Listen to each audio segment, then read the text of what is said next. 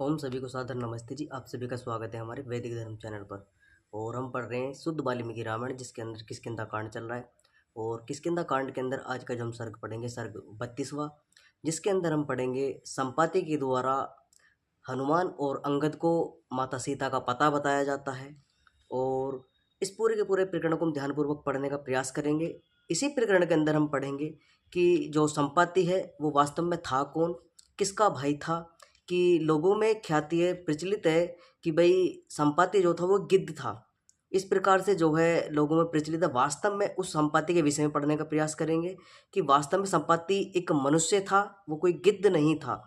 और वो किसका भाई था ये भी इसी प्रकरण के अंदर, हम इसी सर्ग के अंदर हम पढ़ेंगे। और हम पढ़ेंगे इसी सर्ग के अंदर कि हनुमान जी के जो टीम थी, उनकी जो टोली थी, उसको दक्षिण दिशा में भेजा जाता है। अंगद उनकी टीम में है, जामवंत जी हैं, और भी बहुत सारे बानर हैं जो उनके साथ में हैं। तो वो दक्षिण दिशा में जाते हैं। और इसी सर्ग के अंदर हम पढ़ेंगे कि तीन टोली जो हैं, जो चारों दिशाओं में भेजी जाती हैं, वो तीन दिशाओं की टोली निहत्ती जो है बिगर सीता का पता लगाए वो सुग्रीव के पास में वापस लौटती हैं।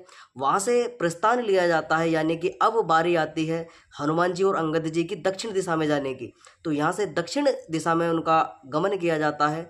अपने साथियों को लेकर, अपने सेना को लेकर हनुमान जी और अंगद जी दक्षिण दिशा की ओर प्रस्थान करते हैं। इस पूरे के पूरे प्रकरण को हम ध्यानपूर्वक पढ़ेंगे। और इसी सर्ग के अंदर कुछ वैज्ञानिक तथ्य भी हम देखेंगे कि लोग ये मानते हैं कि दूरबीन नहीं थी उस समय पर, जिसको चक्षु बल के नाम से बताया गया है कि उस समय पर सूर्य के जो प्रकाश है उससे चलने वाले चक्षु बल हुआ करता था, जिससे दूर की जो वस्तुएं उसको देखा जाता था। तो उसका भी यहाँ पर विवरण हम ध्यानपूर्वक पढ़ेंगे और समझने का प्रयास करेंगे। बहुत सारी मनगढ़ंत कहानियाँ जो रामायण से जोड़कर देखी जाती हैं, उनका कोई लेना देना इस शुद्ध वाल्मीकि रामायण से नहीं है। वो मनोरंजन के कारण लोग ख्याति लोगों में प्रचलित कर दिए, समाज में प्रचलित कर दिए, जिससे लोगों की रुचि बने। और रुचि इस तरीके की बनाने के लिए उन्होंने कुछ आडंबरों का, कुछ पाखंड का सहारा लिया। और वही पाखंड आज चलते चलते जो है रामायण का हिस्सा बन चुके हैं वास्तव में, जबकि रामायण से उनका कोई लेना देना नहीं है। इस पूरे पूरे के प्रकरण को हम ध्यानपूर्वक समझने का प्रयास करेंगे। जितने भी लोग चैनल पर नए भी हैं, चैनल से जुड़े हैं, उनसे बार बार आग्रह, चैनल को सब्सक्राइब कर लें, वीडियो को लाइक कर दें। कोई शंका कमेंट बॉक्स में अपने प्रश्नों को रख सकते हैं। और अगर आप हमारे से जुड़ना चाहते हैं तो टेलीग्राम का लिंक भी हमने डिस्क्रिप्शन में दे दिया, उससे आप जुड़ सकते हैं। इस पूरे का पूरे प्रकरण को हम ध्यानपूर्वक समझेंगे, क्योंकि शुद्ध वाल्मीकि रामायण चल रही है जो वास्तव में श्री राम के चरित्र से जुड़ी हुई है। क्या क्या घटनाएं श्री राम के जीवन में उस समय पर घटी थी, क्या क्या पात्र वाल्मीकि रामायण के अंदर हैं, उनका शुद्ध चरित्र जो है पढ़ने का प्रयास कर रहे हैं। कि लोगों के द्वारा तो वैसे ही तमाम तरह के मनगढ़ंत कहानियां बना बनाकर उनके चरित्र को धूमिल कर दिया गया है। इसी पूरे के पूरे प्रकरण को ध्यानपूर्वक पढ़ेंगे। अपनी कक्षा को प्रारंभ करते हैं। श्लोक आया है, दर्शनार्थता वेद सर्वता कपियुतत्वा विस्तता कपिराजन यथो जमुरश्चता।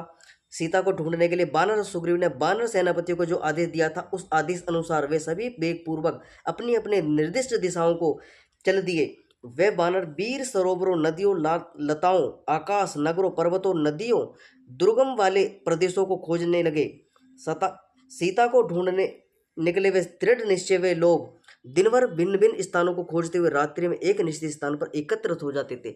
तो सभी के सभी टोलियां निकल जाती हैं, और निकलने के बाद जो है पूरे दिन जो है छानबीन किया करते थे, और रात्रि को जो है सभी लोग एक जगह एकत्रित हो जाती थी। पूरी की पूरी जो टोलियां हुआ करती, जो जो जिस दिशा में गई थी, वो सभी अपने अपने टोलिए के लोग जो हैं रात को एक जगह एकत्रित होते थे। कि भाई सूचना ली जाती थी, जो है योजनाएं बनाई जाती थी कि भाई सीता जी का पता लगा नहीं लगा, तुम किस दिशा में गए थे, तुमने यहाँ स्थान पर ढूंढा, किस स्थान पर ढूंढा। तो इस तरीके के जो है सभी लोग एकत्रित हो जाते थे।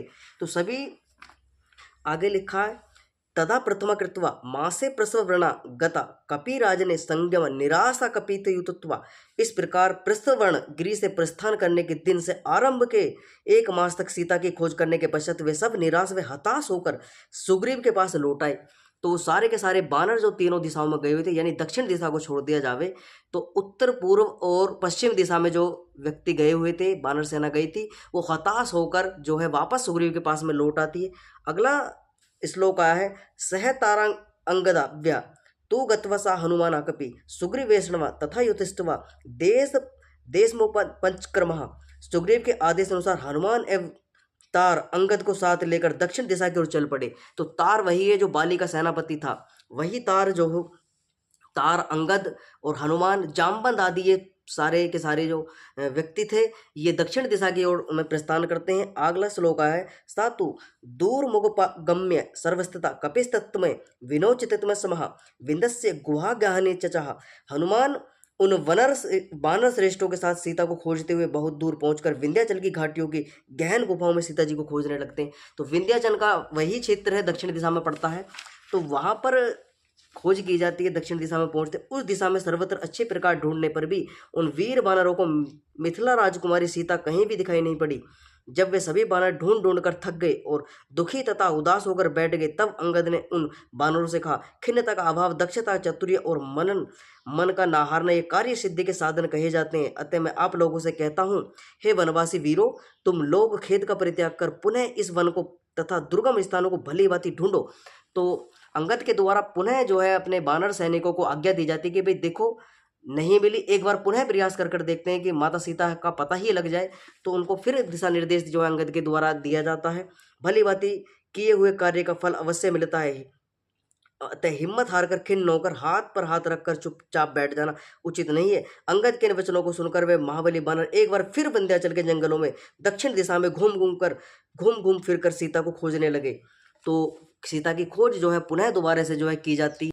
जब सीता जी को खोजते हुए काफ़ी समय हो जाता है, नहीं मिलते, फिर सारे के सारे बानर एक स्थान पर एकत्रित होते हैं और एकत्रित होकर निराश उदास होकर बैठ जाते हैं।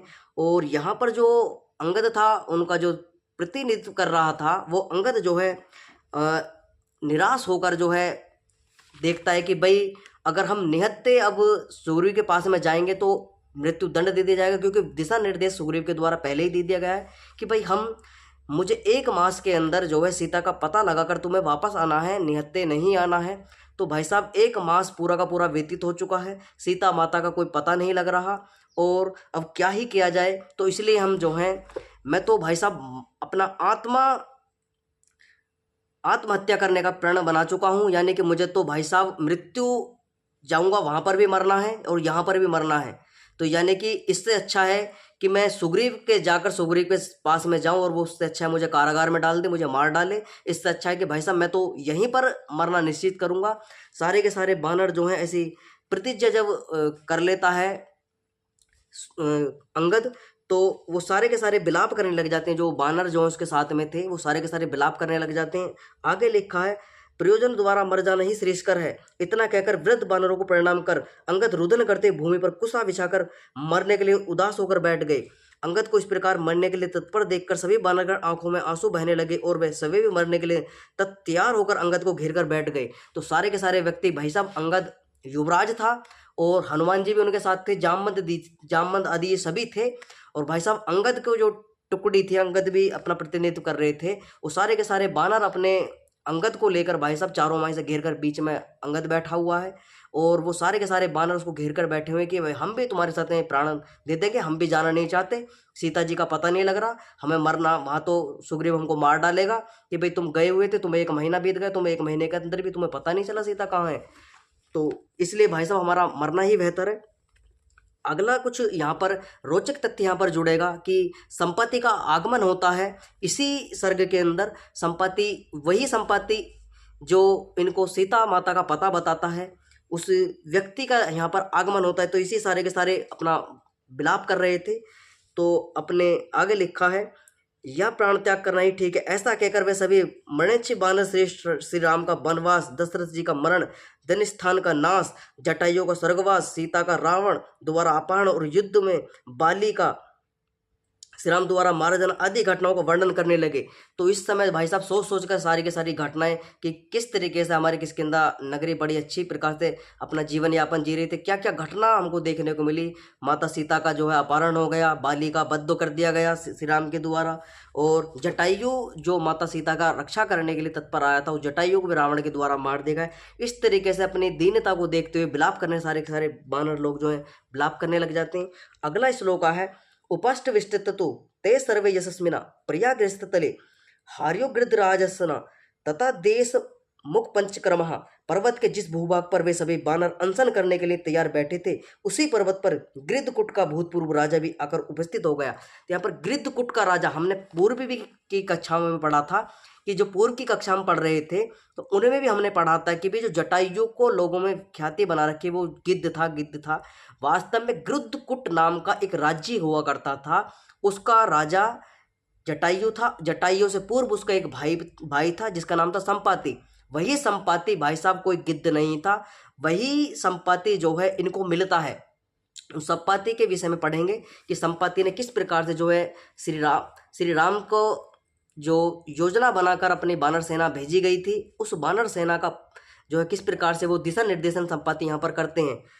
आगे लिखा है उसका नाम संपाति था। वह अत्यंत दीर्घजीवी वानप्रस्थी था, यानी कि वो संपाति जो था वानप्रस्थी, यानी कि 4 आश्रम बताए गए हैं, ब्रह्मचर्य, गृहस्थ, वानप्रस्थ और संन्यास। इन 4 आश्रमों में जो तीसरा आश्रम है वानप्रस्थी, यानी कि वानप्रस्थी आश्रम में क्या होता है कि व्यक्ति अपने घर परिवार को छोड़कर जो है वनों में चला जाता है, वनों में अपने जो है अपने जीवन का यापन करता है, पुरुषार्थ करता है, विद्या का अध्ययन करता है। अपनी जो पूर्व में उसने अपने विद्या अध्ययन किया था, जो जो संसार से उनने सीखा उन पर मनन करता है, चिंतन करता है, अपने स्वाध्याय करता है, परम पिता परमात्मा के सानिध्य में बैठकर ध्यान लगाता है, ईश्वर सिद्धि का प्रयत्न करता है, वही व्यक्ति वानप्रस्थी कहलाता है।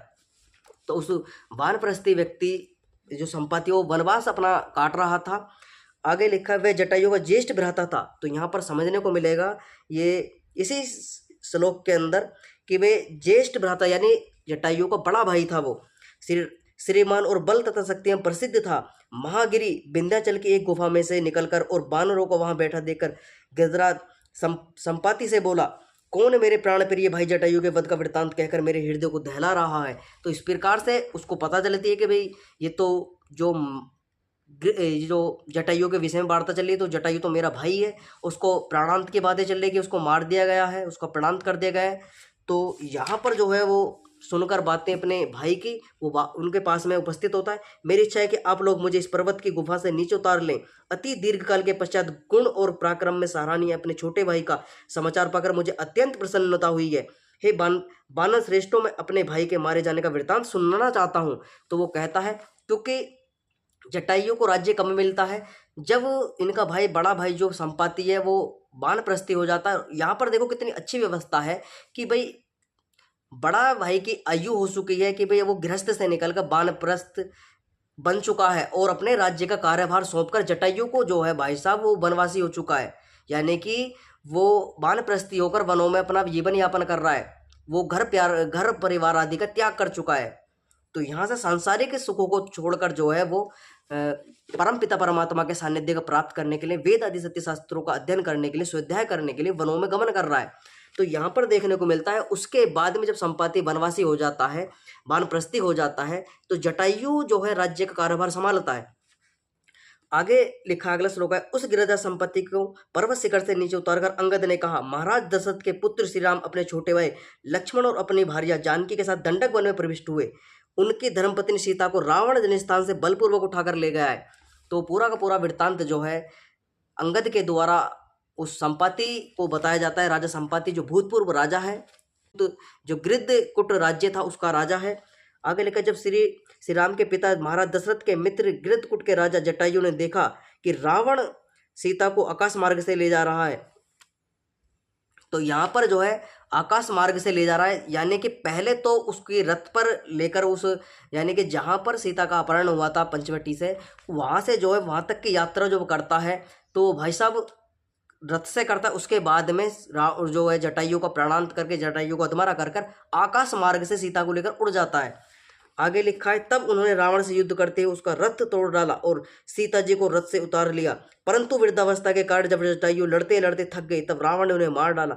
इस प्रकार उस बलवान रावण के द्वारा जटायु का वध हुआ। श्री राम द्वारा उनका अंत्येष्टि संस्कार कर होने पर उन्हें सदगति प्राप्त की गई है। तो तुम्हारा भाई जो जटायु था उसकी मृत्यु हो गई रावण के द्वारा, और उसको जो है एक वैदिक रीति के अनुसार उसका अंतिम संस्कार कर दिया गया है और वो सदगति को प्राप्त हुआ है। अब यहाँ पर जो है अब संपाति के द्वारा माता सीता का पता बताया जाता है। उस पूरे के पूरे प्रकरण को हम ध्यानपूर्वक पढ़ेंगे।